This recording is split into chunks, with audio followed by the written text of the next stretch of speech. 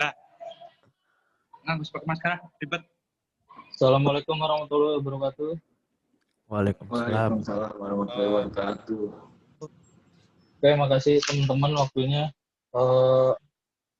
Udah nyempetin waktunya buat presentasi pembelajaran mesin. Langsung aja kita mulai.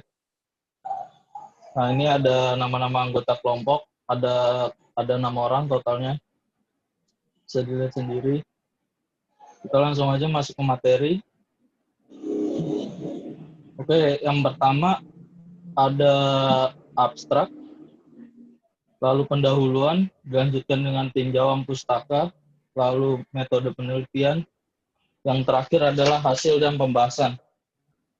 Kita langsung masuk ke bagian abstrak. Oke, abstrak. Dalam persaingan dunia bisnis saat ini, kita dituntut untuk senantiasa mengembangkan bisnis agar selalu bertahan dalam persaingan.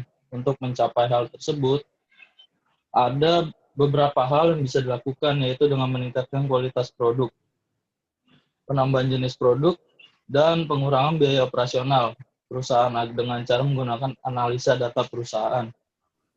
Data mining adalah sebuah teknologi yang mengotomatisasi yang proses untuk menemukan pola menarik dan sensitif dari pola dan skalabilitas teknik. Contoh di sini kita menggunakan si toko bangunan bintang makmur dengan penelitian yang dilakukan oleh Wanda. Toko ini bergerak dalam bidang penjualan bahan-bahan bangunan dan peralatan rumah tangga yang memiliki sistem seperti pada swalayan. Pembeli mengambil sendiri barang yang akan dibeli. Lanjut ke pendahuluan. Pendahuluan, toko bangunan bintang makmur merupakan sebuah toko yang bergerak dalam bidang penjualan bahan-bahan bangunan yang tadi sudah disebutkan, dan metode pembeliannya juga tadi sudah disebutkan seperti swalayan. Nah, tapi di toko ini data-data penjualan dan pembelian barang maupun pengeluaran tidak terduga, tidak tersusun dengan baik, sehingga data tersebut hanya berfungsi sebagai arsip bagi toko dan tidak dapat dimanfaatkan untuk pengembangan strategi pemasaran. Data-data yang telah tersedia dapat dijadikan sebagai sistem pengambilan keputusan untuk solusi bisnis, serta dukungan infrastruktur di bidang teknologi merupakan penyebab munculnya suatu teknologi data mining. Sama halnya seperti perusahaan pada umumnya, itu pasti ada orang yang menjabat sebagai data analis, yaitu untuk menentukan strategi bisnis ke depannya agar keuntungannya lebih maksimal. Yang pertama dapat diambil contoh dari data kasir di toko bangunan ini. Yang kedua, klasifikasi adalah proses yang digunakan untuk mengkategorikan sekelompok objek menjadi kelompok atau clustering. Menerapkan algoritma pengelompokan K-means tradisional dan jarak pengukuran Euclidean dari kesamaan dipilih untuk digunakan dalam analisis nilai. Selanjutnya, algoritma K-means ini bekerja dengan baik untuk dokumen tertentu. Yang terakhir, pada penelitian ini, analisa data mining dilakukan dengan menggunakan metode K-means clustering.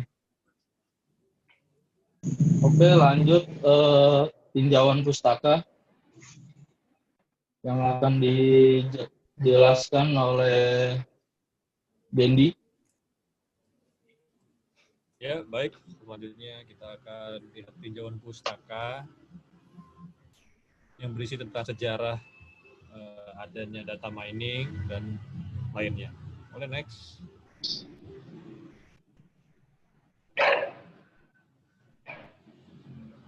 Oke ya, berarti dalam ini kita akan membahas tentang beberapa sejarah dari perkembangan data mining. Apa sih data mining itu? Jadi sebenarnya data mining sudah dikenal sejak tahun 1990 ya. Jadi di saat itu sebenarnya sudah ada banyak bidang yang menggunakan data mining ini, tapi tentunya tidak sebanyak sekarang penggunaannya. Data mining juga dapat diterapkan di berbagai bidang yang masih bidang itu masih remaja, bisa dibilang ya, masih baru lah, masih baru, tapi mempunyai data yang cukup banyak untuk bisa diolah. Maka di sini kami sebagai komite mengambil pandangan dari Daryl Pregibbon yang menyatakan bahwa data mining adalah campuran dari statistik, kecerdasan buatan, dan riset basis data yang masih berkembang. Seperti itu ya. Ada beberapa teknik data mining yang digunakan secara umum, yaitu adalah mining deskriptif yang menggambarkan pengelompokan sifat yang umum ya. Jadi dia bisa dideskripsikan gambarannya secara umum gitu ya. Dan yang selanjutnya adalah mining prediktif. Mining prediktif ini adalah mining yang mencoba memprediksi berdasarkan kesimpulan klasifikasi data tadi ya, yang di awal tadi yang sudah disebutkan oleh Saudara Satria. Nah, ini masuknya ke mining prediktif. Volume datanya juga cukup banyak, cukup besar ya. Next.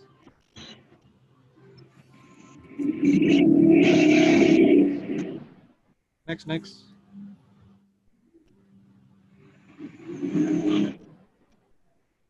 Oke, jadi kita akan menggunakan metode algoritma K-means ya. Metode ini adalah metode clustering yang paling sederhana dan umum. Karena K-means ini mempunyai beberapa kemampuan mengelompokkan data dalam jumlah yang cukup banyak, cukup besar gitu ya. Dan waktu komputasinya juga relatif cepat dan efisien ya. Jadi kita bisa memasukkan data yang cukup banyak dan hasilnya, outputnya itu bisa lebih cepat daripada metode-metode clustering yang lainnya. Nah, dalam penelitian ini kita membagi beberapa data itu menjadi karakter ya, karakter barang yang ada pada data penjualan Cito Pembangunan Bintang Makmur ini, yaitu ada dua kita bagi, yaitu adalah kita masukkan karakter laris yang akan nanti kita simbolkan, kita inisialisasi dengan C1, dan yang kedua ada tidak laris yang kita inisialisasikan dengan C2. Jadi ada dua ya, laris dan tidak laris. Nah, langkah selanjutnya adalah menentukan jumlah klaster. Klaster yang tadi kita sudah buat itu terdiri dari ada dua klaster. Yang tadi ya, dua klaster tadi yang laris dan tidak laris. Kemudian pemberian nilai sentroid yang diambil secara acak dari tabel. Nanti kita ada tabel, nanti akan diambil nilai sentroidnya secara acak. Nanti sentroidnya apa akan dijelaskan di selanjutnya. Dan langkah berikutnya adalah menghitung jarak menggunakan rumus Euclidean Index Random sentroidnya. Nah, ini adalah berikut yang C1, bentuk C1 yang diambil dari data yang punya nilai yang tertinggi. Jadi Euclidean Index Random itu adalah sebuah sebuah metode yang akan mengambil data dari C1 dan datanya mempunyai nilai tertinggi. Dan C2 juga akan diambil data yang mempunyai nilai terendah. Jadi bedanya adalah C1 akan diambil data nilai tertinggi dan C2 akan diambil data yang mempunyai nilai terendah. Oke, next.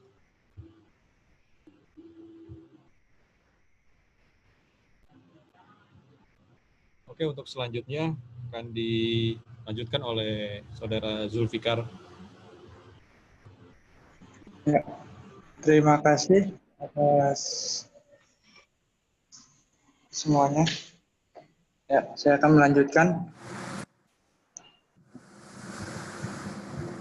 Itu bisa dilanjutin untuk Saya akan membacakan metode penelitian. Nah, dalam metode penelitian ada beberapa urutan kerja yang harus diikuti. Urutan kerja ini merupakan langkah-langkah yang harus dilalui dan dikerjakan sesuai dengan pokok permasalahan agar tidak menyimpang dari pembatas masalah yang ditentukan dan penelitian ini berjalan dengan baik. Langkah-langkah yang harus dilakukan mulai dari masalah yang ditemukan sampai dapat mendapatkan solusi dari masalah tersebut hingga hasil penelitian dapat ditetapkan dengan baik. Oke, next.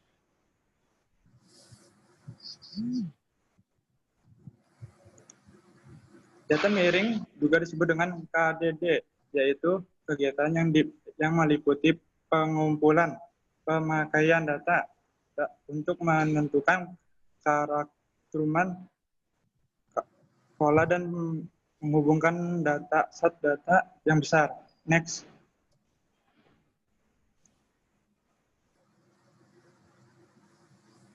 Pada penelitian ini, jumlah data yang diperoleh sebanyak 10 buah dengan dilakukannya pembersihan atau cleaning. Tidak ditemukan data yang memiliki nilai noise, sehingga data dapat dipergunakan seluruhnya. Okay, next. Oke, untuk selanjutnya bisa dijelasin sama Billy dan Wanda untuk hasil dan pembahasan. Oke, untuk hasil pembahasan saya akan jelaskan.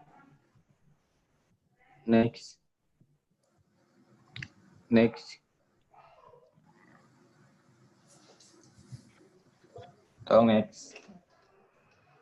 Yuk lanjut, Wan.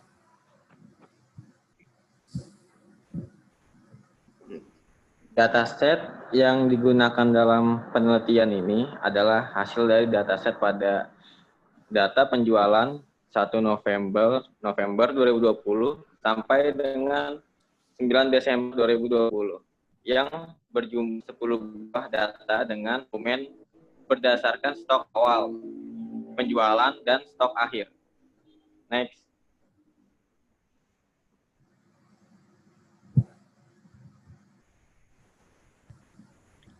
Dan ini ada kolom nama barang beserta stok awal, stok akhir, dan penjualan.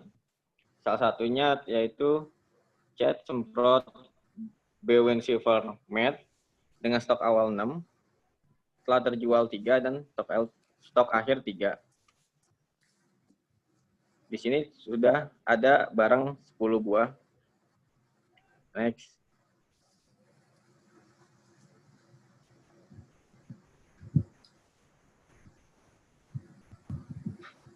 Eksperimen algoritma Kemin dengan centroid awal itu seperti yang sudah dijelaskan oleh Dendi, kita mau memakai karakter C1 dan C2. Dengan C1 itu kita ambil dari data yang tertinggi dengan data keempat tadi di kolom yang sebelumnya.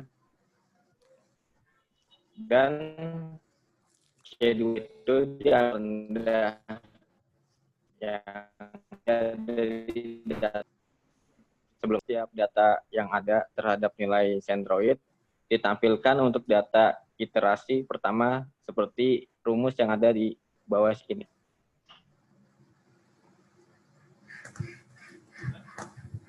Next chat.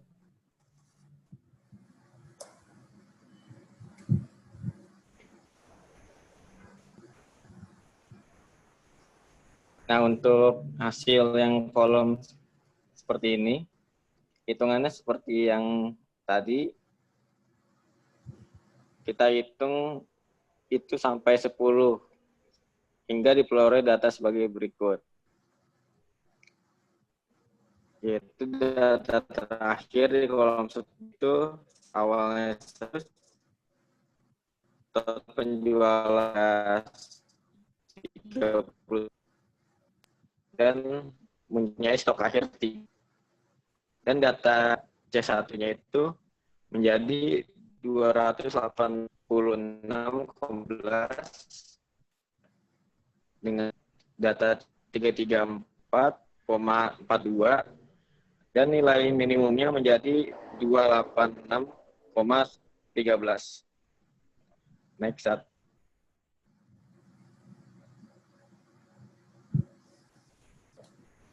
Oke, ini Untuk mungkin langkah ya. Untuk selanjutnya akan dijelaskan oleh Billy. Bill, dilanjut Bill. Di sini kan ada tabel yang sudah diolah data angkanya dan ketemu Central ID yang 1 sama 2 yang ketemu nilai minimumnya. Di sini didapat di data nomor 4 sama nomor 10. Dengan stok awalnya 104, total penjualannya 76 dan stok akhirnya 28. Oke, next.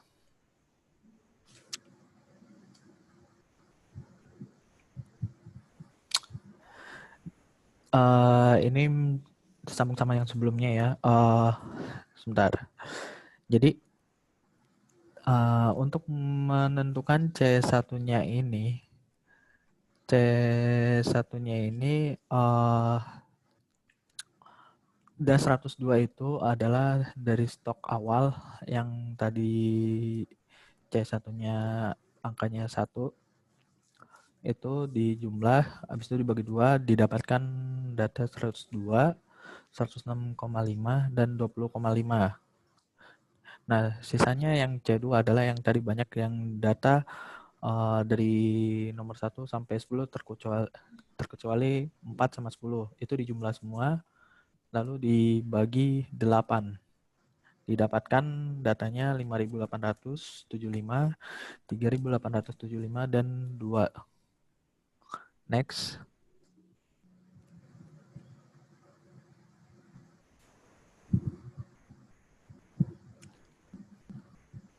Setelah ditemukan Sentro ID 1 sama Sentro ID 2, lalu diulang lagi dengan rumus yang sebelumnya sampai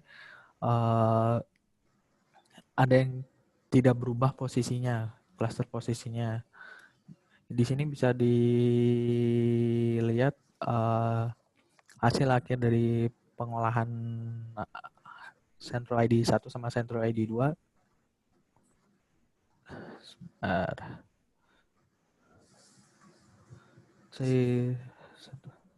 Di sini terlihat di data nomor 4 dan 10 itu Sentro ID-nya tetap sama, tidak berubah, sama-sama 86, 816. Jadi posisi klasternya sudah ditemukan. Oke, next.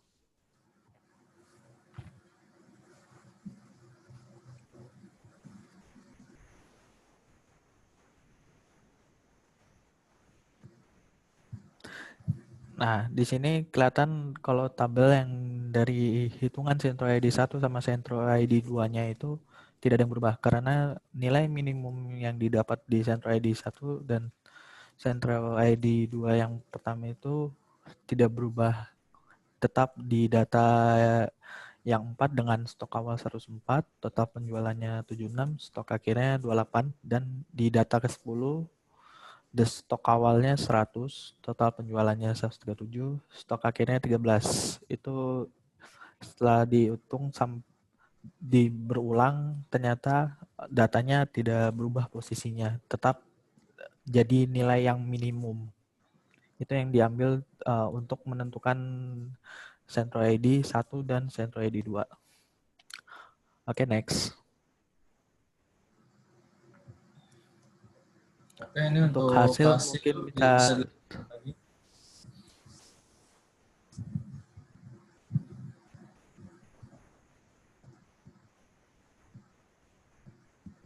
Terima kasih semuanya untuk kesempatannya. Untuk hasil dari eksperimen perhitungan algoritma Kaminsnya dapat menjadi 2 clustering. Clustering pertama ada 2 anggota, cluster kedua ada 8 anggota. Berdasarkan hasil cluster dari 2 cluster tersebut, maka dilakukan analisa dalam pengelompokan barang. Dengan cara kita menghitung rata-rata dari setiap anggota cluster dari kategori yang telah ditentukan. Untuk itu kita gambarkan dalam grafik agar lebih mudah.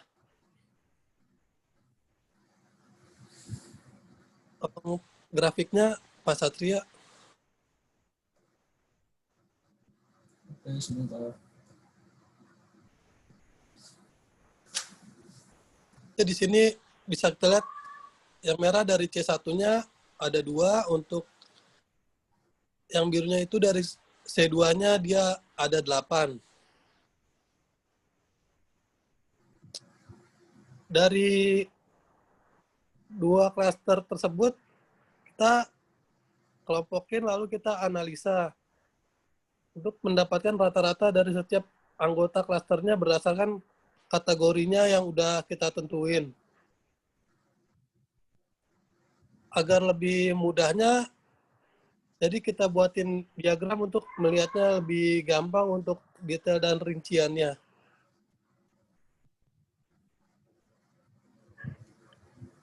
Nah, ini untuk detailnya dari setiap item-itemnya.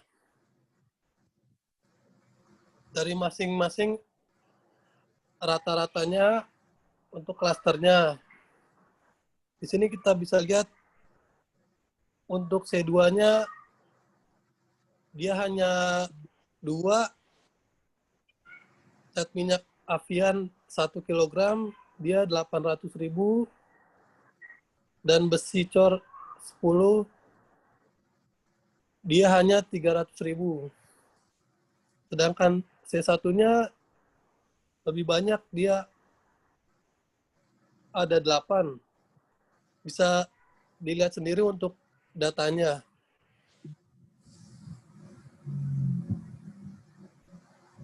Dari data tersebut, kita dapat membuat kesimpulan. Tolong dilanjutkan untuk kesimpulan dan sarannya.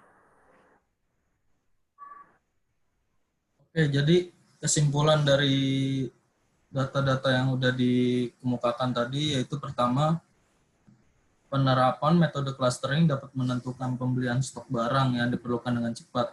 Dari penelitian yang dilakukan diketahui kelompok barang yang laris sebanyak 10 item, sehingga prioritas pembelian stok barang diarahkan pada 10 item tersebut. Jadi hal ini untuk mengurangi untuk pemilik toko membeli stok barang yang tidak laku. Penerapan metode Kamin yang dengan menggunakan bantuan software Rapid Miner menghasilkan item barang yang laris dan yang kurang laris, sehingga pihak manajemen dapat menentukan prioritas pembelian stok barang pada barang-barang yang laris. Jadi untuk stok-stok yang ada di gudang itu tidak mubazir. Nah, setelah penulis menyelesaikan tahap akhir dari penelitian ini, penulis menyadari masih banyak kekurangan-kekurangan yang harus diperbaiki dan dipenuhi. Yang pertama, penelitian ini masih jauh dari sempurna, karena data yang dipakai itu hanya 40 hari, yaitu 1 November sampai dengan 9 Desember. Penulis mengharapkan agar hasil penelitian ini dapat bermanfaat bagi penulis dan khususnya toko bangunan bintang itu sendiri dalam mengambil keputusan dalam penyediaan stok barang. Oke, sekian dari presentasi kami. Terima kasih teman-teman semuanya. Oke, terima kasih Terima semuanya. kasih.